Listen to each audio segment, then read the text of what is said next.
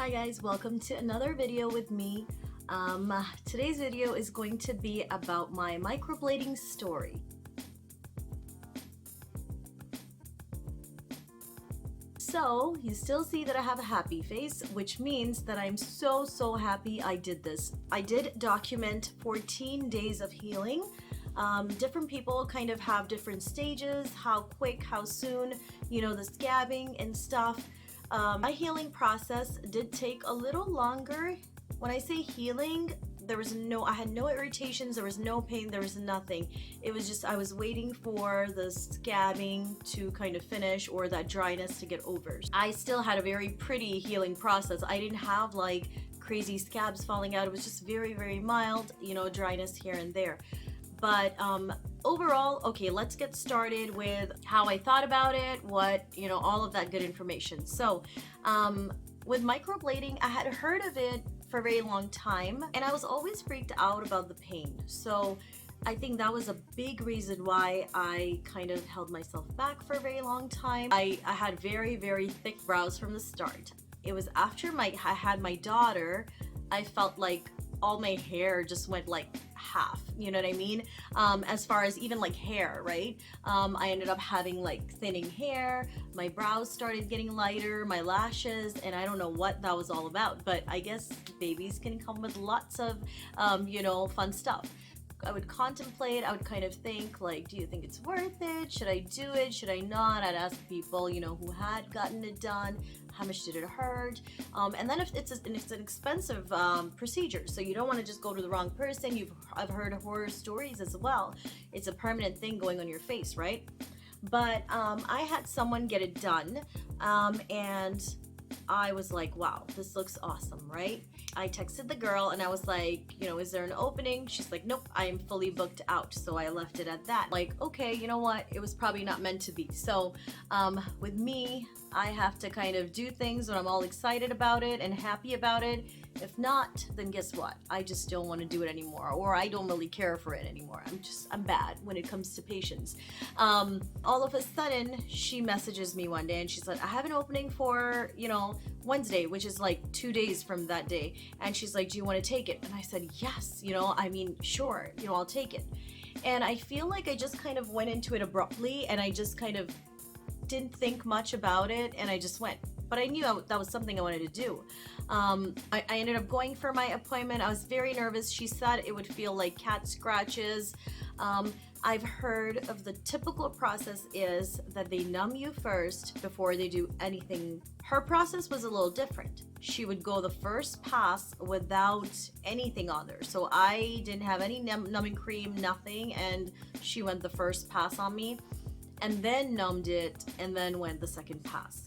I have to say that I didn't feel much. Like, it was totally bearable. It did feel like scratches. You knew it was something scratching your skin. It was just the sound that was very, annoying, I would say, or obvious at the same time. But it was something that, if you are researching on microblading or planning on getting it done, all the reviews you probably heard are all about that sound, right? Everyone heard that sound and you're gonna hear it too. It's just one of those things where you just kind of have to go for it. I will link the picture of my before eyebrows, where without having them filled with anything, and just I had them, but they just had like weird bald spots in different areas. I have them filled in right now, but I would say I really just only touched it with color. Just barely. Only the spots which, I had like maybe a little lighter spot here or in the corner. It takes me 5 seconds on each brow, like just to get exactly what I want. I always like those dark eyebrows. The whole process was very comfortable. So, again, like I said, depends on the person you go for. That's one thing. Another thing, if this is something you want to get done, like I said, do your research, and just go for it. I didn't think much about it, but like I said, I do suggest doing your research. I've heard about people doing their brows and they were just very dark and they didn't know what to do now, or not done right, done too deep. If it's done too deep, then it's gonna be a blurry black scar pretty much, you know. It's not going to have those nice crisp microblade strokes. It was probably about 2 hours. Other than me being super hungry, there is nothing else. My eyes did water at certain points when she was doing it. It was just like almost like I wanted to sneeze when she would go right above my sinuses.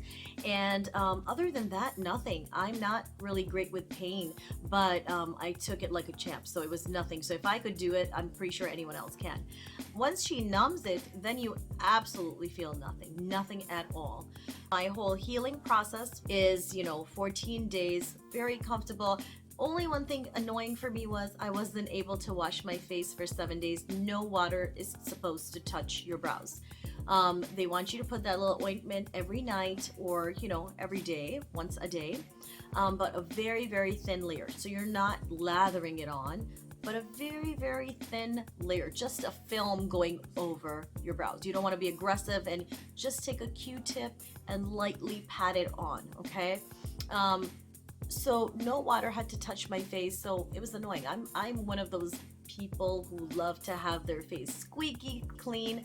I love scrubbing and making sure my face is completely spotless before I go to sleep. So that was kind of annoying. Like, I feel because I would have the ointment on in the mornings when I would wake up, my whole forehead would be like so oily from the moisture, from the ointment, but I would use the micellar water, clean up my forehead and just around, or like take a toner which kind of dries it out a little bit. A lot of people will say that they started scabbing the 4th or 5th day, and I didn't start scabbing or drying out on my brows till I would say it was day 8 for me when I started seeing a change. But other than that, it was just the same the whole time. Initially it was very, very dark. Again, like I said, it doesn't bother me one bit because I'm used to dark eyebrows. But if you didn't have makeup on or something, that's all you saw was your brows. But I knew that's just what the process is. You got to trust the process. It's going to be dark. It's going to be it's going to look very, very obvious, and then all of a sudden you'll start noticing how it starts scabbing, and the healing process is done, gets lighter, gets darker again, and then by then you're already ready for your touch-up. Make sure that when you are going to people to get your brows done, you're watching their work, you're researching, making sure that they're gonna do a good job. Don't be afraid to ask a million questions. I feel like I ask so many questions that sometimes it's almost kind of like, should I not? But trust me, if you're paying for a service and it's your face, or if it's anything that you're doing when you're paying, you need to know, you need to have your answers. No questions are too many questions, okay? If you're not satisfied in your mind or your heart or your gut, then don't just jump into it, but make sure that you are. But if you are one of those people who are still holding off because of the pain, don't be, because like I said, for me, it was a very, very good experience. It definitely changed things so much that if I'm just stepping out, I don't have to do anything to my brows. I don't even have to, I don't even bother filling them in, that light touch up here and there. I can just walk right out. One thing that did, if you do experience this, so you don't freak out, after I did my brows, and those days when I would actually sit there and put in my ointment in the nights, I would notice that every time I took the Q-tip and put in the ointment, I would actually see like my brow hairs like fall out, at least a good 3 or 4 on each side, and I was just like, oh my gosh, did I do some sort of permanent damage? Now, like, my natural hair that was already there, is it going to be ruined now?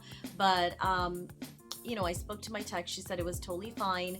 When they're cutting with the blade and stuff, sometimes there could be leftover hair that's just hanging by a scab, or if anything, I've heard that it actually promotes growth. So this is all my information, and watch the 14-day review. Tell me how you like it. Again, whenever you guys give me feedback, it helps me bring more to the table, so I'll bring in more interesting videos. If you have any questions, if you have anything you need to ask me about microblading, or if you just want to tell me how amazing they look, please comment down below. Like, if you had any other experience, if you had something different, please share. Till then, stay happy, stay healthy, most of all, stay safe. I'll see you in another one. Bye.